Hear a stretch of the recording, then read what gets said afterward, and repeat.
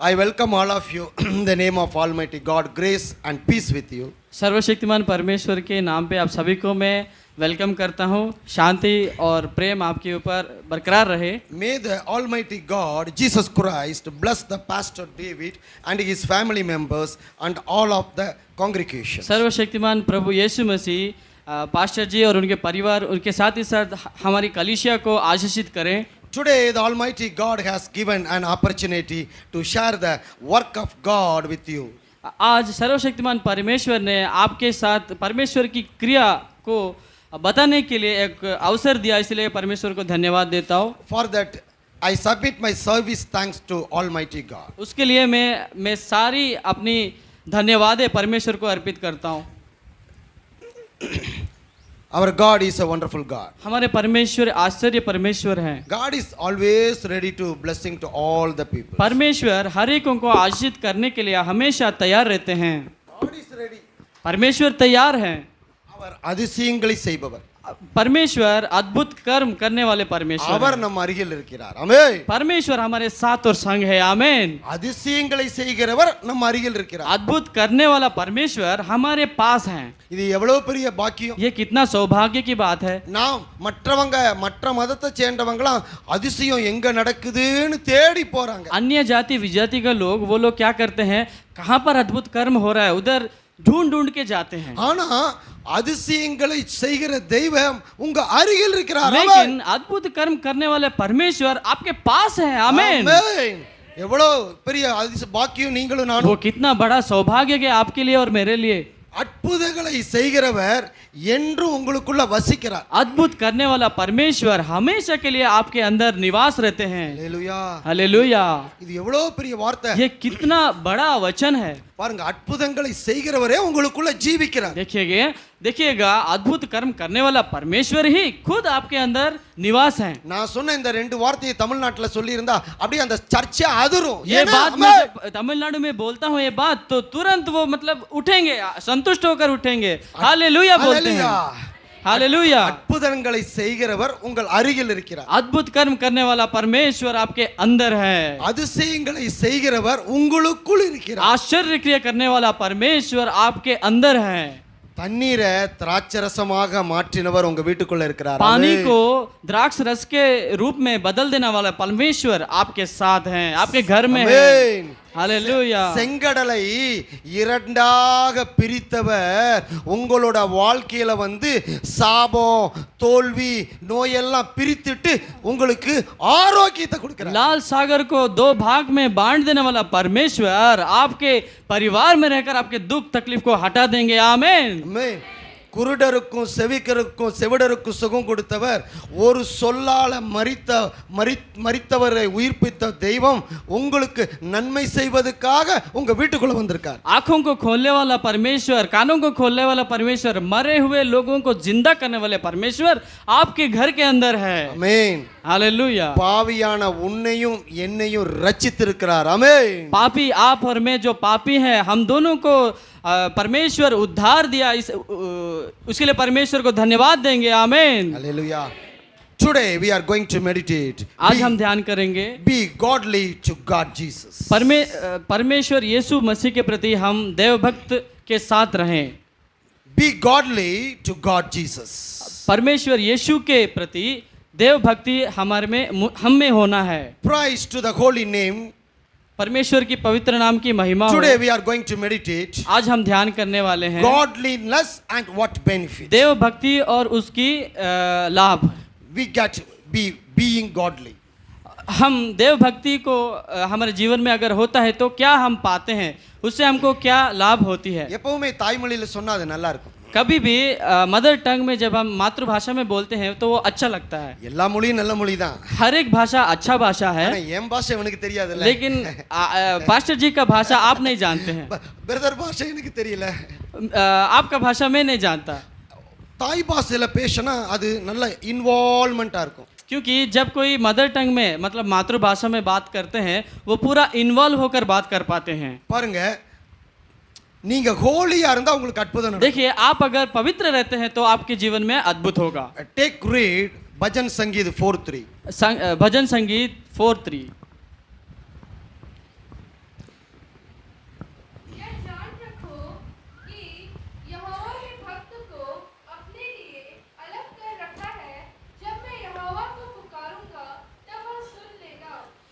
the Lord chooses the godly for him. यहोवा का भक्त के लिए परमेश्वर क्या करते हैं, अपने लिए चुन के रखते हैं।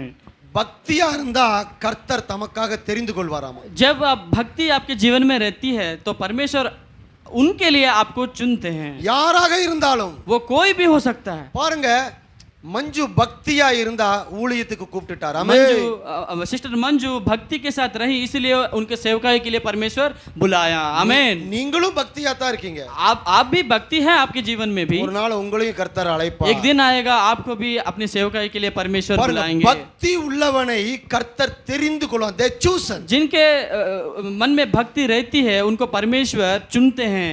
பாருங்க, ஒரு டீம்ல ஒரு பெஸ்ட் ஒரு ஃபுட்பால் பிளேயரோ ஹாக்கி பிளேயரோ இருந்தா அந்த கோச் பாப்பார், oh the Ronaldo superstar taken அப்படி எடுப்பார் அவர். जब एक खेल खेला जाता है, लेकिन क्रिकेट हो या फुटबॉल हो या हॉकी हो, उसमें टीम का लीडर क्या करता है, अच्छा रोनाल्डो ये बहुत अच्छा खेलता है, इसको चुनते हैं उनको, हमारी टीम में आ जाइए करके। சாதாரண ஃபுட்பால்ல ஒரு கோச் ஒரு பிளேயரை சூஸ் பண்றாருன்னா அவனுக்கு எவ்வளவு பெனிஃபிட் கிடைக்குது. देखिए, एक साधारण सी एक खेल के लिए कोच क्या करता है, लीडर एक अच्छा प्लेयर को चुनता है, अच्छा खेल जो खेलता है खिलाड़ी को चुनता है। ஆனா அந்த ஒரு பெருமை கொஞ்ச நாளைக்கு தான் இருக்கும். लेकिन ஒரு பாப்புலாரிட்டி उसमें जो महानता है वो कुछ दिन के लिए ही रहता है। ஆமா, கொஞ்ச நாளைக்கு முன்னால டெண்டுல்கர்னு சொல்லிட்டு இருந்தோம். कुछ साल पहले हम टेंडुलकर करके हम बहुत बोल रहे थे। அப்புறம் பார்த்தா एमएस டோனின்னு வந்துச்சு. उसके बाद वो नाम एमएस धोनी की तरह बदल गया। एमएस धोनी கோலின் வந்து 72 செஞ்சுரியோட முடிஞ்சிருச்சு. उसके बाद धोनी बोलने के बाद वो 72 सेंचुरीज के बाद वो बात खत्म हो गया। ஒருத்தருமே இல்ல. अभी कोई भी क्रिकेट में कोई भी महान व्यक्ति नहीं है। ஆனால் लेकिन பக்தி உள்ளவனை கர்த்தர் சூஸ் பண்றார். ஆமென். जिनमें भक्ति है उनको परमेश्वर चुन रहे हैं। आमेन। ஆனா நீங்க பக்தி உள்ளவங்களாவே இருந்தா அவர் உங்களை நெக்லெக்ட் பண்ண மாட்டார். अगर आप जीवन में भक्ति रहेगा तो कभी भी आपको परमेश्वर त्यागते नहीं। உங்களுக்கு ஒரு एग्जांपल சொல்றேன். आपको एक उदाहरण देता हूं। பக்தி ரொம்ப முக்கியம். क्योंकि हमारे जीवन में भक्ति बहुत इंपॉर्टेंट है। பெஸ்ட் ஸ்டூடண்ட்ஸ்க்கு गवर्नमेंट படிக்க உதவி செய்கிறது. गवर्नमेंट क्या करती है, जो मेरिट स्टूडेंट रहते हैं, अच्छे पढ़ाई करते हैं, उन स्टूडेंट को हमेशा ऊपर लाती है। நல்லா கவனிங்க, நான் வந்து ரொம்ப சிம்பிளா தான் சொல்றேன். मैं बहुत सिंपल सी बात बता रहा हूं आपको। பெஸ்ட் ஸ்போர்ட்ஸ்மேன் அச்சீவருக்கு गवर्नमेंट அல்ல பிரைவேட் ஒரு நல்ல வேலை கொடுக்குது. गवर्नमेंट में हो या कोई भी प्राइवेट हो, जो अच्छा खेलता है उस खिलाड़ी को अलग कोटा में उनको जॉब दिया जाता है। ஆனா அதெல்லாம் லிமிட் கொஞ்ச நாள் தான். वो सब क्या है ना, कुछ दिन के लिए ही है। ஆனால் கர்த்தரோ பக்தி உள்ளவனை தமக்காக தெரிந்து கொள்கிறார். लेकिन परमेश्वर अपने लिए भक्तिमान को अपने लिए चुनते हैं। அப்போ ஸ்போர்ட்ஸ்மேனை செலக்ட் பண்றதும் ஒரு ஜாப் கொடுக்கறதும் பெருசா, கர்த்தர் உங்களை தெரிந்து கொள்றது பெருசா? जो खेल खेलते हैं, अच्छा जो खेल खेलते हैं उनको चुनना बड़ी बात है, या परमेश्वर अपने सेवकाई के लिए एक व्यक्ति को चुनते हैं, भक्ति की व्यक्ति को चुनते हैं, वो बड़ी बात है। इनमें से दोनों में से कौन सी बड़ी है? Hallelujah, hallelujah.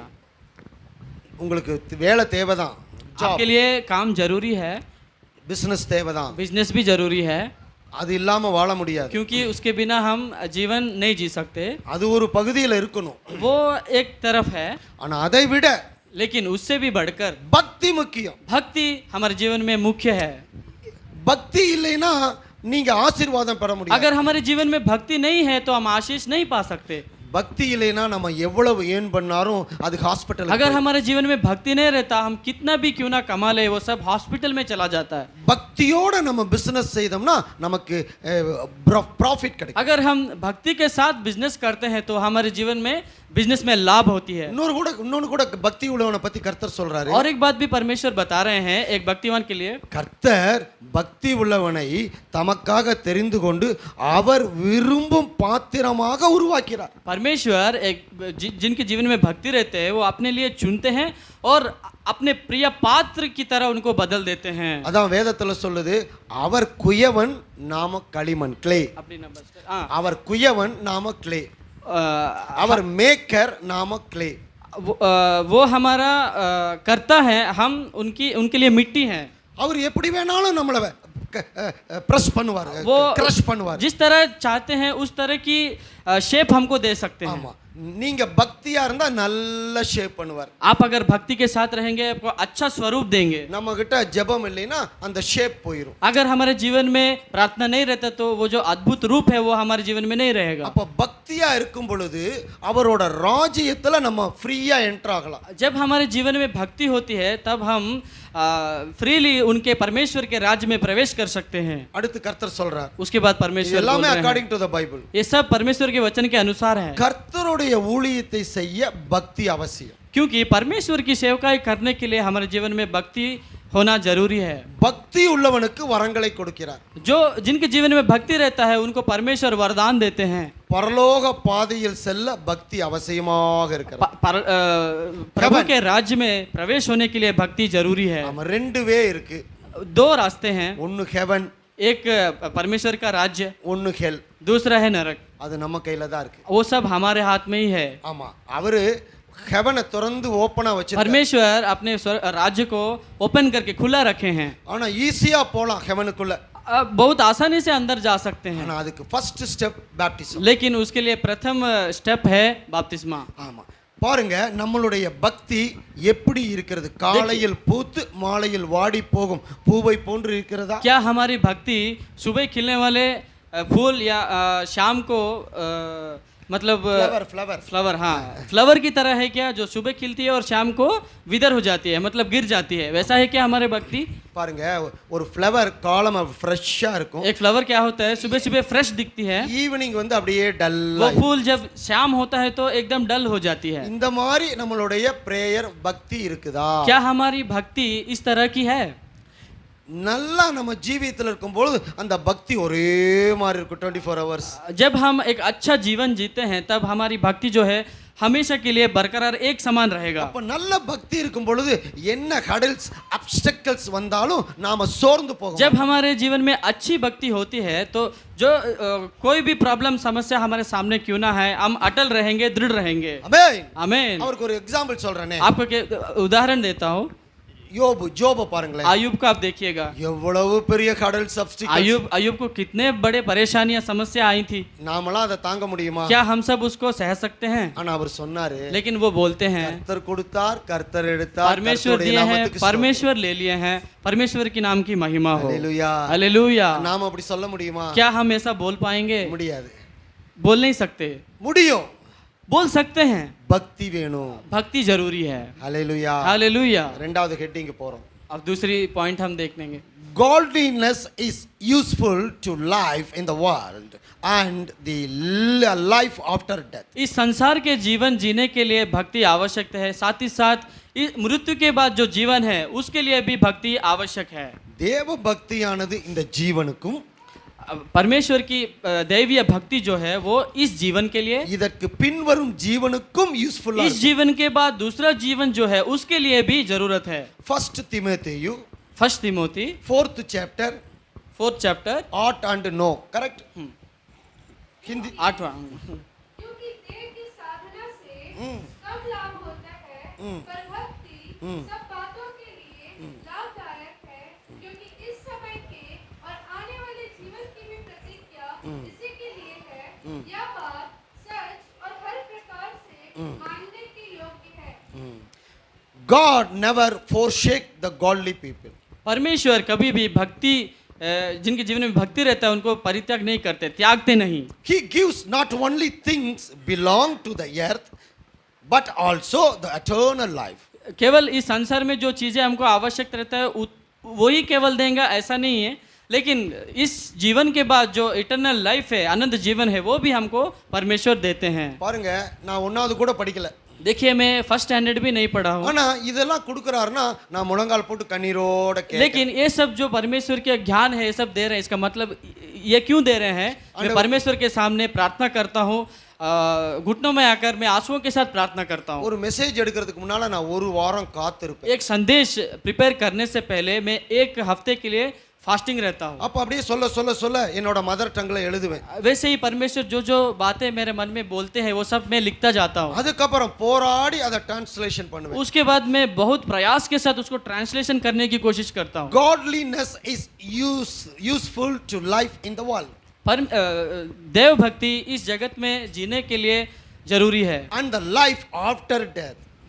इस जीवन के लिए, उसके बाद इसके बाद वाले जीवन के लिए भी आवश्यकता है। Indian currency is not valued in other countries, Bharat देश की जो करेंसी है वो दूसरे देश में नहीं चलती, but लेकिन gold is valued in every nation. लेकिन जो सोना है वो सोना हर कंट्री पे, हर देश पर उसका कीमत है। In the same way, उसी तरह godliness is needed on the earth and also needed for the life after death. Amen. उसी तरह भक्ति भी इस पृथ्वी पे भी जरूरी है, साथ साथ परलोक में भी जरूरी है। Hallelujah. आमीन। அதுக்காக நம்ம நிறைய கோல்டு சேர்த்திட்டோம்னா பரலோகம் போயிடலாம்னு நினைச்சுக்காதீங்க.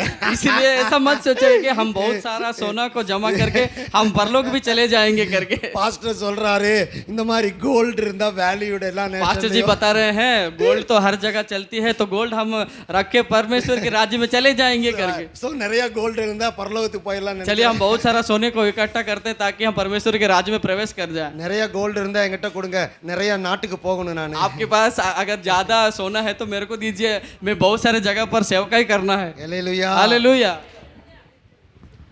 Godliness is useful to life in the world देव भक्ति इस संसार के जीवन में भी जरूरी है, and the life after death. और इस जीवन के बाद जो दूसरी जीवन है उसके लिए भी जरूरी है। Judah, जूड Jude, first chapter, Jude, जूड first chapter. She is understanding in English. यहूदा यहूदा Yeah, if difficulty you will take into in text, no problem. இங்கிலீஷ்ல அவருக்கு சொல்லுங்க, அவளுக்கு தெரியும். Jude, first chapter 14-15. हनोक ने भी जो आदम से सातवीं पीढ़ी में था, इनके विषय में यह भविष्यवाणी की, देखो प्रभु अपने लाखों पवित्रों के साथ आया कि सबका न्याय करे और सब भक्तिहीनों को उनके अभक्ति के सब कामों के विषय में जो उन्होंने भक्तिहीन होकर किए हैं, और उन सब कठोर बातों के विषय में जो भक्तिहीन पापियों ने उसके विरोध में कही है, दोषी ठहराए। Amen.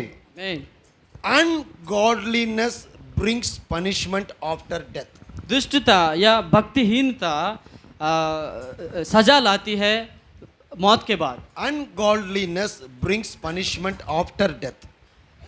भक्तिहीनता मृत्यु के बाद सजा लाती है, पनिशमेंट लाती है। If we live with godliness, लेकिन अगर हम भक्ति के साथ जीते हैं we will get heaven. हम स्वर्ग को पाते हैं। Amen. आमीन।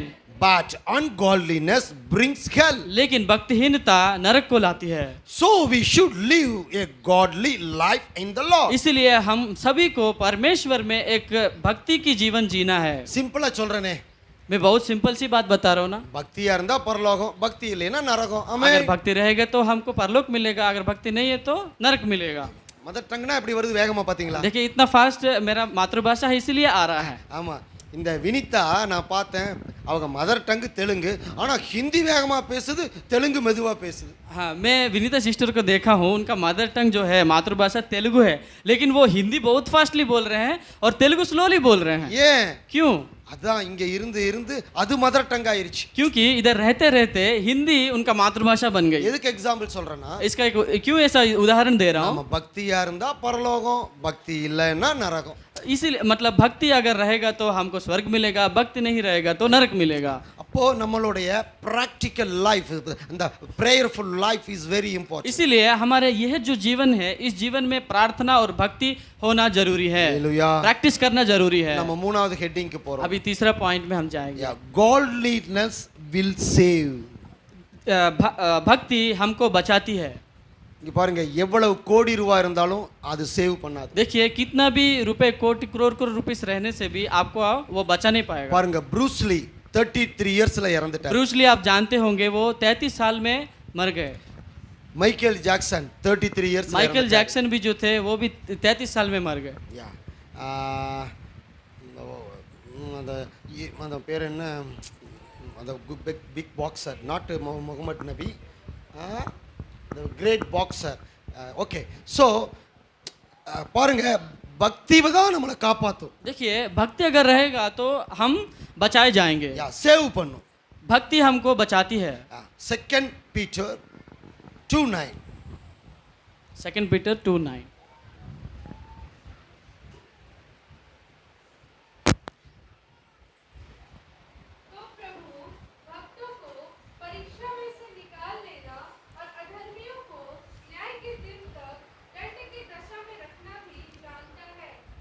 One more time read. இது ரொம்ப இம்பார்ட்டன்டான வார்த்தை. ये बहुत ही इम्पोर्टेंट वचन है और एक बार पढ़िए। तो प्रभु भक्तों को परीक्षा में से निकाल लेना और अधर्मियों को न्याय के दिन तक दंड की दशा में रखना भी जानता है। எவ்வளவு நல்லா சொல்லி கொடுக்கிறார் ये பாத்தீங்களா कितना கர்த்தர். अच्छी तरह परमेश्वर हमको बात कर रहे हैं। எப்பவுமே कभी भी என்னோட பாஸ்டரும் சொல்லுவார் என்கிட்ட, मेरे भी जो पास्टर थे वो मेरे को बताते थे எல்லா ஊழியக்காரனுக்கும் ஒரு பாஸ்டர் இருப்பார். हर एक सेवक को एक पास्टर जरूर रहते हैं, ஏன்னா முதல்ல நான் விசுவாசியா தானே இருந்தேன். क्योंकि पास्टर होने से पहले ये भी एक विश्वासी ही थे। இவங்க நேத்து வரைக்கும் அங்க இருந்தாங்க, हमारे पास्टर जी भी कल तक उधर बैठ रहे थे, இன்னைக்கு இங்க வந்திருக்காங்க. लेकिन आज इधर बैठ रहे हैं। அதே மாதிரி தான் நான் அங்கதான் உட்கார்ந்திருந்தேன். उसी तरह मैं भी उधर ही बैठता था, அப்புறம் தான் இங்க வந்தேன். उसके बाद ही मैं इधर आने के योग्य बना। அப்போ according to 2 Peter 2:9 According to 2 Peter 2:9, godly people will be delivered from danger. भक्ति के लोग क्या किया जाते हैं, सारे डेंजर से बचाए जाते हैं। And godly people will save from sickness. भक्ति जिनके जीवन में भक्ति रहता है वो सारे लोग सारे रोग से बचाए जाते हैं। Godless people will save from debits. लेकिन दुष्ट गॉडलेस Godly people. हाँ। जिनके जीवन में भक्ति रहता है वो कर्ज से बचाए जाते हैं। எல்லாத்துக்குமே டெபிட்ஸ் இருக்கு ஒரு 90%. इधर 90% लोगों को हर एक के जीवन में कर्ज है। டெபிட்ஸ்னா என்ன? कर्ज கர்ஜ். கடன் தமிழ்ல. कर्ज, கடன். debts, कर्ज। கடன் தெலுங்குல अप्पू அப்பு. அப்பு கடன். அப்போ டெபிட் இல்லாத ஆளே இல்ல. जिनके मतलब ऐसा कोई भी नहीं है जिनके जीवन में कर्ज नहीं है। ஏன் டெபிட் வருது? क्यों कर्ज आ रहा है हमारे जीवन में? டெபிட்டை கொண்டு வருது சாத்தான், ஆசீர்வாதத்தை கொண்டு வருது இயேசு. ये ஆமென். कर्ज लाने वाला सातान है लेकिन आशीष लाने वाले परमेश्वर है। आमीन। ஹalleluya. அப்போ நீங்க டெபிட்ல இருந்து எஸ்கேப் ஆகணும்னா अगर आपको इस कर्ज से बचना है तो ஈஸி வே பக்தி. बहुत ही आसान रास्ता है भक्ति। பாருங்க, கர்த்தரோட கிருபையால் ரொம்ப தாழ்மையா சொல்றேன். देखिए परमेश्वर के अनुग्रह के द्वारा मैं बहुत ही हम्बल तरीके से आपको बता पा रहा हूँ। 50வது வருஷம் ஊழியம் வரப்போகுது. 50th இயர் வரப்போகுது. मेरे को 50वां साल आने वाला है सेवकाई में। இன்னைக்கு வரைக்கும் டெபிட்டே இல்ல. ஆமென். अभी तक कभी भी मेरे जीवन में कर्ज नहीं है। आमीन। ஆமென். பேங்க்ல தான் சேவ் பண்ணி கொடுத்துருக்கேன். हमेशा बैंक में ही पैसा बचा कर मैं रखा हूँ। அதுக்காக நீங்க என்கிட்ட கேட்க கூடாது. उसके लिए आप मेरे को पैसा दीजिए करके मत बोलना। அது நார்த் இந்தியா ஊழியம். वो नॉर्थ इंडिया सेवकाई के लिए है, ஆமா, அது எங்கெங்கயோ நான் போகணும். क्योंकि मैं कहाँ पर तो जाना है मेरे அப்ப को। பாருங்க, எனக்கு டெபிட்டே இல்ல. देखिए मेरे जीवन में कोई कर्ज ही नहीं है। நான் நின்னு சொல்ற இடம் ஆலயம். मैं अभी जिस जगह पर खड़े होकर बोल रहा हूँ वो एक परमेश्वर की पवित्र स्थान है। எங்கேயோ இருந்து எவனோ பணம் அனுப்பிச்சிட்டு இருப்பான். देखिए मैं कहाँ पर से आया हूँ और Yes. कोई और मेरे को पैसा देता है। நான் ட்ரெயின்ல போலானா வேண்டான்றார் கர்த்தர், போடா ஃளைட்லன்றார். मैं जब ट्रेन में जाऊंगा करके बोलता था तो परमेश्वर बोल रहे हैं कि तू ट्रेन में मत जा, तू फ्लाइट में जा। அவன் இண்டிகோ காரன் கேக்குறான், சார் நீங்க என்ன ஏதாவது டெக்ஸ்டைல் மில்லா பெரிய ஃபேக்டரி வச்சிருக்கீங்களான்னு கேக்குறான் அவன் என்னைய. वो इंडिगो फ्लाइट वाला जो इनको हमेशा Yes. देखता था वो बोल रहे कि क्या सर आप बहुत बड़े फैक्ट्री का ओनर है क्या, हमेशा आप आते रहते हैं फ्लाइट में। நான் சொன்னேன் என்னோட வீடு பாரு சின்ன கட்டு அப்படின்னு उसके காமிச்சேன். बाद मैं उनको दिखाया मेरा घर देखो कितना छोटा है करके वीडियो में दिखाया। அப்ப அவன் கேட்டான், இது எப்படி பாசிபிள்? फिर वो बोला ये कैसे संभव हो सकता है? சொன்னேன் जीसस। तब मैं बोला परमेश्वर यीशु के द्वारा संभव है। आमेन। आमीन। இயேசு எல்லாத்தையும் உயர்த்துவார். परमेश्वर हमेशा हर एक को उठाते हैं। everything possible with Jesus. Everything is possible with Jesus. हर एक चीज परमेश्वर के द्वारा संभव है। நீங்க பக்தியா இருந்தா சாத்தான் உங்க வாழ்க்கைக்குள்ள வர आप முடியாது. अगर आपके जीवन में भक्ति है तो सातान आपके जीवन में कभी प्रवेश नहीं कर सकता। பக்தியா இருந்தா நோய் வராது. आपके जीवन में भक्ति है तो रोग आपके जीवन में नहीं आ सकता। நீங்க கேட்கலாம், ஏண்டா நோய் வராதா பக்தியா இருந்தா? आप ऐसा पूछ सकते हैं क्या भक्ति रहने से रोग नहीं आएगा? வரும். रोग आएगा। அதனால தான் கர்த்தர் வேதத்துல சொல்லியிருக்காரு, इसलिए परमेश्वर वचन के द्वारा बात करते हैं பாவிகளை ரட்சிக்க இயேசு கிறிஸ்து, பிணியாளையை ரட்சிக்க வைத்தியன் தேவை. पापी को रक्षा करने के लिए परमेश्वर यीशु मसीह और रोगी को बचाने के लिए டாக்டர், डॉक्टर्स, रोगी को बचाने के लिए डॉक्टर्स, வைத்தியன், डॉक्टर्स। டாக்டர்ஸ் தேவை. பாருங்க, நான் பிரேயர் பண்ணிட்டே இருக்கேன். நான் கேட்ராக்ட் பண்ணக்கூடாது, என் உடம்புல கத்தி படுக்கக்கூடாது, கத்தி படக்கூடாது நைஃப், நான் ஆஸ்பத்திரியில் படுக்கவே கூடாது, அப்படியே மறிச்சு போயிடணும். நான் சொல்றது புரிஞ்சுங்களா? நான் என்ன ப்ரேயர் பண்றேன்னா मैं क्या प्रार्थना करता हूँ, நான் பக்தியா இருக்கிறதுனால मैं भक्ति के जीवन जी रहा हूँ। எனக்கு கேட்ராக்ட் ஆபரேஷன் நடக்க கூடாது मेरे आंखों में जो आंखों की ऑपरेशन होता है, कैटरेक्ट Cataract, ऑपरेशन, हाँ, वो नहीं होना है। கேட்ராக்ட்னா கண் ஆபரேஷன் आंखों का ऑपरेशन को और कैटरेक्ट थोड़ा- ऑपरेशन बोलते हैं। मोती बिंदु, கேட்டுக்கங்க எதுவும் मोती बिंदु का ऑपरेशन मेरे जीवन में नहीं होना है। எனக்கு மோத்தி பிந்த ஆபரேஷன் நடக்காது मुझे मोती बिंदु का ऑपरेशन नहीं होना है। உச்சந்தலையில இருந்து உள்ளங்கால் வரைக்கும் என்னோட பாடியில கத்திப்படாத ஆபரேஷன் सर தியேட்டருக்குள்ள से நான் पैर போக तक மாட்டேன். कभी भी मेरा ऑपरेशन नहीं होगा। कोई भी तलवार या स्वॉर्ड मेरे शरीर पे नहीं आएगा। அப்படியே மறிச்சு அங்க போயிருவேன் ஆமென் वैसे ही मर के मैं प्रभु के पास चले जाऊंगा। आमीन। அது மாதிரி நீங்க பிரேயர் பண்ணணும் उसी तरह आपको प्रार्थना करना है। அதுக்கு ஒரு வார்த்தை இருக்கு उसके लिए एक वचन है। இதெல்லாம் தப்பிக்கிறதுக்கு ये सब इन सब सारे चीजों से बचने के लिए அதுக்கு எனக்கு ஃபீஸ் கொடுக்க முடியுமா அந்த क्या வார்த்தையை சொல்லி கொடுக்கிறேன் उस वचन में आपको बोलता हूँ तो आप क्या मुझे फीस दे सकते हैं? you will give the fees for me fees दे सकते हैं मेरे को? yes அவன் சொல்றான் பார் ஐசாயா 57:1 आइसैया 57:1 ரொம்ப சத்தமா வாசிக்கணும் ஹிந்தி जोर से पढ़िएगा। जोर से पढ़िए। படியா 57:1 धर्मी जन हम्म नष्ट होता है हम्म और कोई हम्म इस बात की चिंता नहीं करता। हम्म भक्त मनुष्य हम्म उठा लिए जाते हैं हम्म परंतु कोई नहीं सोचता। हम्म धर्मी जन हम्म इसलिए उठा लिया गया हम्म कि आने वाली आपत्ति से बच जाए। பாருங்க நீதிமான் தீங்கு வருவதற்கு முன்பாக எடுத்துக்கொள்ளப்படுவான் देखिए, एक धर्मी व्यक्ति आने वाली विपत्ति से पहले परमेश्वर उसको उठा देते हैं। பாருங்க ரொம்ப முக்கியமா கவனிங்க देखिए, बहुत केयरफुली सुनिएगा। நீங்க நினைக்கிறீங்க இந்த பூமியில வாழ்ந்துட்டே இருக்கணும் आप ऐसा सोच रहे हैं कि हम इस पृथ्वी में हमेशा के लिए रहने वाले हैं। அது குறிப்பிட்ட நாள் தான் நம்ம இருப்போம் कोई भी व्यक्ति हो कुछ दिन के लिए ही रह सकता है, कुछ आना- साल के लिए। இயேசு சொல்றார் பைபிள்ல लेकिन परमेश्वर बाइबल के द्वारा बताते हैं நீதிமான் एक धर्मी व्यक्ति தீங்கு வருவதற்கு முன்பாக எடுத்துக்கொள்ளப்படுவான் आपत्ति आने से पहले ही उठा लिया जाएगा। தீங்குனா என்னன்னு தெரியுதா आपत्ति मतलब क्या आपको मालूम है? நமக்கு கேன்சர் வேண்டாம் हमको कैंसर नहीं चाहिए, நமக்கு பிரெயின் டியூமர் வேண்டாம் हमको ये ब्रेन ट्यूमर नहीं चाहिए, எந்த நோயும் வேண்டாம் कोई भी रोग हमको नहीं चाहिए। நல்லா வாக்கிங் போயிட்டு இருக்கணும் வந்து பிரேயர் பண்றோம் அப்படியே மரிச்சிடணும் अच्छा वॉकिंग कर रहे हैं, प्रार्थना करते हैं, वैसे ही मर जाएंगे, प्रभु के पास चले जाएंगे। आमीन। இந்த மாதிரி வேணுமா क्या इस तरह का जीवन आपको चाहिए? ஆமென் आमीन बोलिए। நான் அப்படித்தான் பிரேயர் பண்றேன் क्योंकि मैं ऐसे ही प्रार्थना करता हूँ। நான் இப்போ இங்க மரிச்சிட்டா சந்தோஷம் देखिए, मैं इधर अगर मर जाता हूँ तो मेरे को आनंद की बात होगी, ஏன்னா நான் ஆர்ஃபன் யாரும் இல்ல எனக்கு क्योंकि मैं एक अनाथ हूँ, कोई भी मेरे साथ नहीं है। இந்த அனாதை நான் எங்காவது ஃப்ளைட்லயோ ஏர்போர்ட்ல உட்காந்துருப்ப இறந்துட்டா போஸ்ட்மார்ட்டம் பண்ணணும் போஸ்ட்மார்ட்டம் ये अनाथ जब एयरपोर्ट में या एयरप्लेन में जाते हुए मर जाता है तो पोस्टमार्टम करने की जरूरत है। அதனால தான் நான் பிஃபோரா கர்த்தர் எனக்கு சொல்லி கொடுத்தார் டீச் பண்ணாரு நீ இப்படி சொல்றா ஓ உடம்புல கத்தி படக்கூடாது போஸ்ட்மார்ட்டம் इसीलिए பண்ணக்கூடாது परमेश्वर पहले ही मुझे अगुवाई दिए कि तू ऐसा बोल कि आपके शरीर में कभी भी तलवार ऐसा कुछ चीज नहीं पड़े। ஏன் இதெல்லாம் எனக்கு சொல்லி கொடுக்குறாரு क्यों ऐसा परमेश्वर मेरे को अगुवाई दे रहे हैं? ऐसा நான் பக்தியா இருக்கேன் मैं भक्ति का जीवन जीता हूँ, इसीलिए। பக்தினா நான் வந்து 2:45 முழங்கால் போட்டுருவேன் भक्ति का मतलब है मैं 2:45 रात 2:30 बजे में घुटने में आता हूँ। ஆமா ஒரு 6 அல்ல 5:30க்கு படுப்பேன் 6 या 5:30 बजे में दोबारा लेटता हूँ।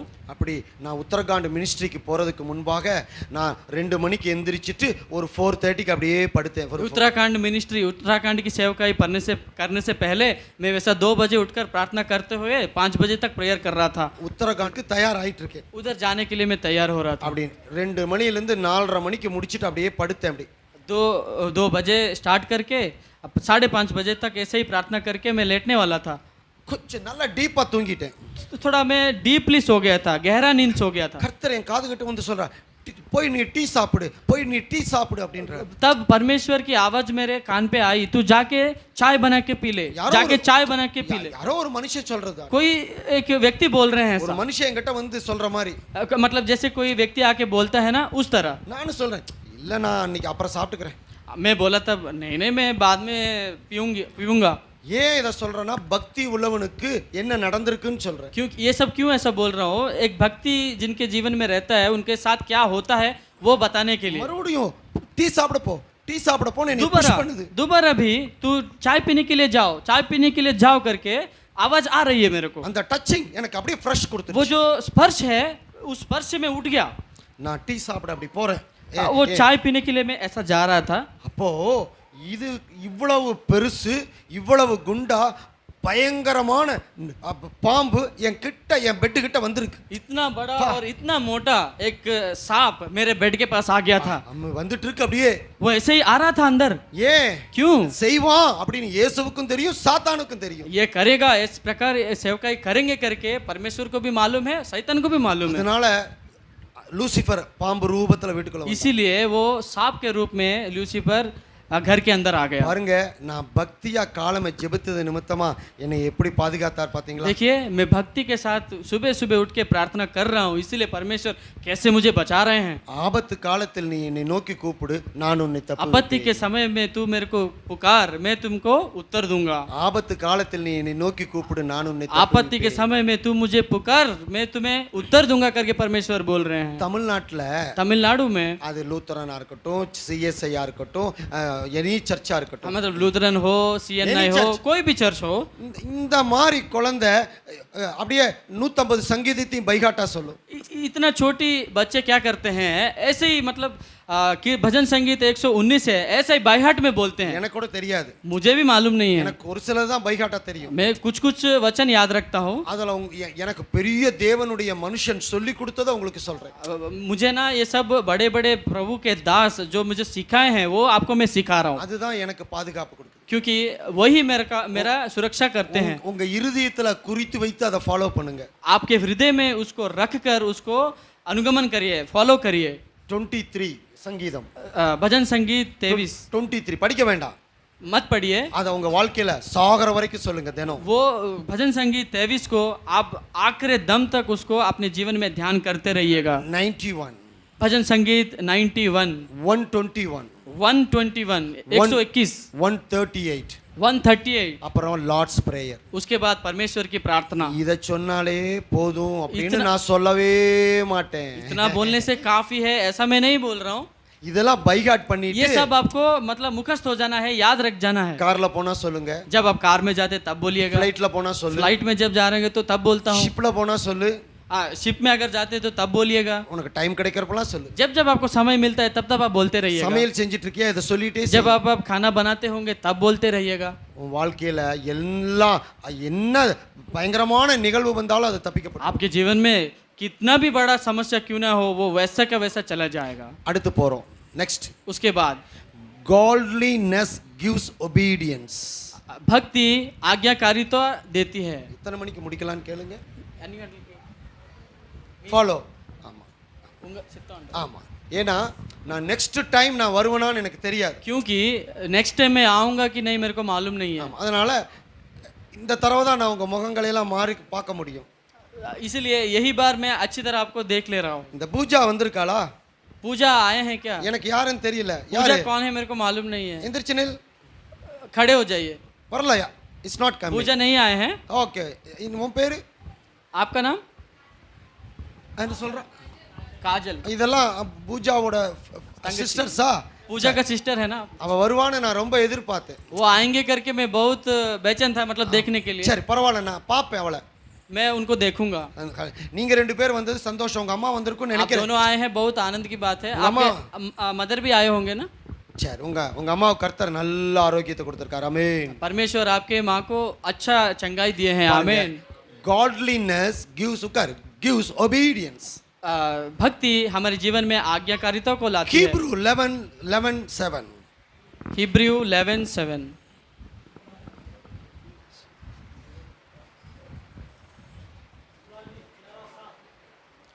खांसी से लू ने उन बातों के विषय में जो उस समय दिखाई न पड़ती थी चेतावनी पाकर भक्ति के साथ अपने घराने के बचाव के लिए जहाज बनाया और उसके द्वारा उसने संसार को दोषी ठहराया और उस धर्म का वारिस हुआ जो विश्वास से होता है. பாருங்க, ரொம்ப சிம்பிளா உங்களுக்கு சொல்றேன். நோவா காலத்துல பனியின் ஸ்னோ மூலமாகத்தான் அக்ரிகல்ச்சர் பண்ணாங்க. जब नूह के समय में फसल स्नो के कारण बड़े होते थे. At the time of Noah, crops grow because of snow. नूह के समय में फसल सब स्नो के कारण बढ़ते थे. No one knew about rain. किसी को भी ट्रेन के बारे में पता नहीं था। ரெயின் ரெயின் Rain, அது हाँ, தப்பா sorry, print sorry. பண்ணிருக்கான். No one knew about rain. किसी को भी बारिश के बारे में पता नहीं था। God told Noah that परमेश्वर नूह से ऐसे कहा he would send rain. कि वो परमेश्वर बारिश को भेजेंगे। Noah believed the words of God and obeyed and prepared the ark and saved his family. फिर नूह ने क्या किया, परमेश्वर के वचन को विश्वास किया और अपने परिवार को बचाने के लिए जहाज बनाना शुरू किया। Family, उनके परिवार, animals, और साथ ही साथ जीव जंतु। other did not fear God and lived as ungodly without believing God's words and not entering into the ark. They were all dead. लेकिन दूसरे जो थे वो परमेश्वर का वचन को भय नहीं माना, उनके जीवन में भक्ति नहीं थी, परमेश्वर के वचन के प्रति विश्वास नहीं था, वो लोग क्या किए, बाद में ना उस जहाज के अंदर प्रवेश नहीं किए, वो सारे लोग मर गए। Old Testament காலத்துல जब पुराना नियम के समय था, அது நியூ டெஸ்டமெண்டா இருக்கலாம். और या तो नया नियम के समय भी हो सकता है। பக்தி எப்போ ஒன்றுதான். भक्ति हमेशा एक ही होता है। ஆமா. கூப்பிடுங்க, ஜேகோவா ரஃபா என்னை சுகப்படுத்து, ஜேகோவா ரஃபா என்கிட்ட வா, ஜேகோவா ரஃபா என்ன தொடு, ஜேகோவா ரஃபா என் வாழ்க்கையில இடைப்படு, ஜேகோவா ரஃபா நான் உன்னை நேசிக்கிறேன், ஜேகோவா ரஃபா என்னை சுகப்படுத்து, ஜேகோவா ரஃபா என்ன தொடு அப்படின்னு கூப்பிட்டுட்டே இருங்க. இப்ப சுகம் கிடைச்சிட்டே. परमेश्वर को आप पुकारिए, उस यहोवा राफा को पुकारिए, बोलिए कि यहोवा राफा मेरे जीवन में आइए, यहोवा राफा मेरे पास आइए, यहोवा राफा मुझे स्पर्श करिए, यहोवा राफा मुझे चंगाई दीजिए। ऐसा करके आप पुकारते रहना। परमेश्वर पुकारना अभी पुकारिएगा, परमेश्वर यहोवा राफा को पुकारिएगा, पुकारते रहिएगा। நீங்க கூப்பிட்டா தான் சுகம் கிடைக்கும். आप जब पुकारेंगे तभी आपको चंगाई मिलेगी। நீங்க கூப்பிட்டா தான் சுகம் கிடைக்கும். आप जब पुकारते हैं आपको चंगाई मिलेगी। நீங்க கூப்பிட்டா தான் சுகம் கிடைக்கும். पुकारेंगे तभी आपको चंगाई मिलेगी। यहोवा रफाன்னு கூப்பிடுங்க. यहोवा राफा करके पुकारिए, परमेश्वर को बुलाइए, यहोवा राफा को पुकारिए। அவர் சுகப்படுத்துகிற தெய்வம். वो चंगाई देने वाला परमेश्वर है। கூப்பிடு पुकारिए, परमेश्वर को अपने पास पुकारिए। சகாயராஜ் வந்து சுகப்படுத்த வேண்டாம். सगायराज आके हमको चंगाई ना दे। உங்களுக்கு சகாயராஜ் சாதாரண மனுஷன். आपके लिए सहायराज जो है वो एक साधारण मनुष्य है, ஆனா அவர் யெகோவா ரஃபா. लेकिन वो यहोवा राफा है। அவருடைய தன்மை சுகப்படுத்தக்கூடிய தன்மை. उनका गुण ऐसा गुण है, वो चंगाई देने वाला गुण है।